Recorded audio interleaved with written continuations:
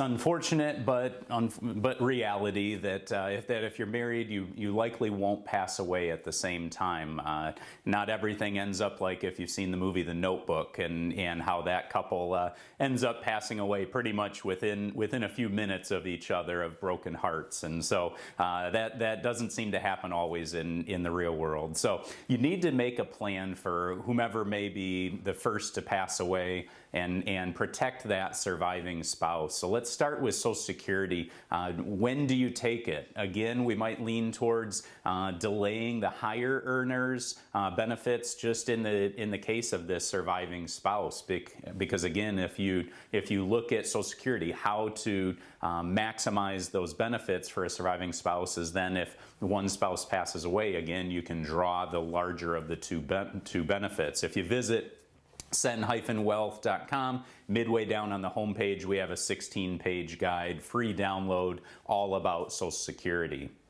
So in an example, let's say one spouse is receiving $3,000 worth of benefits, retirement benefits, another is receiving $2,000, so you have a total of $5,000. But if one spouse passes away, you simply keep the higher of the two, so you would then receive only $3,000 in that basic example. But outside of Social Security, what about a pension? Again, we continue to see pensions going by the wayside for the most part, so fewer people have pensions.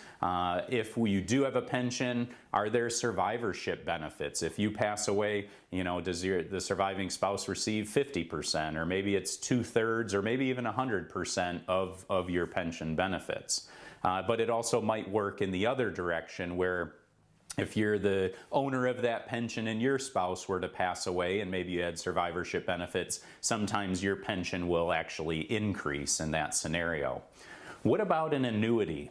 Some people go through the insurance companies, set up some type of annuity that either has a single lifetime income, or maybe it's a joint lifetime income. So this is an important decision if you're setting up that type of an account that is geared towards paying lifetime benefits. And you need to elect some of those benefits at the beginning, whether you're going to draw it based on a single lifetime or a joint lifetime. So consider those, what income you may lose. Are you still working? And what about those lost wages? What impact is that going to have on a surviving spouse? So that's where life insurance may come into play. Might be very vital during your working years, and especially if you have young children at home, wanting to have some type of life insurance in place. Normally, term insurance is your lowest cost for the higher death benefit. And then as time moves along, you may look at whole life or universal life types of policies that might have some cash value associated with them. What are your expenses going to look like? That's a tough one to know. I mean, there's going to be certain parts of your budget that may increase if one spouse, say, primarily handles some of the home maintenance, and now all of a sudden you're going to have to hire out some of that type of work. Or what about if there's child care assistance needed? Again, those can be very expensive nowadays. On the other hand, you might look at it and expenses could decrease a bit.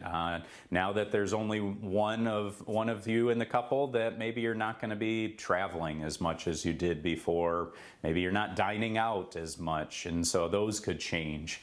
One area especially to be cautious of are taxes. So if you look at the tax brackets, you effectively go cut them in half for the most part when it goes from a married couple down to a single individual.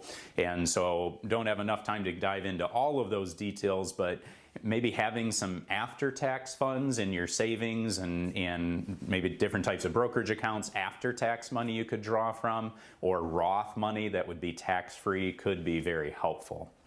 Lastly, estate planning. Again, you want to get all your ducks in a row for that. So over the nearly 19 years here at Centennial Wealth Advisory, we've planned, assisted many clients in a surviving spouse situation, and it's never one that is fun to deal with on the back end, but I will say when you've done the appropriate planning leading up to that, it makes that transition that much easier.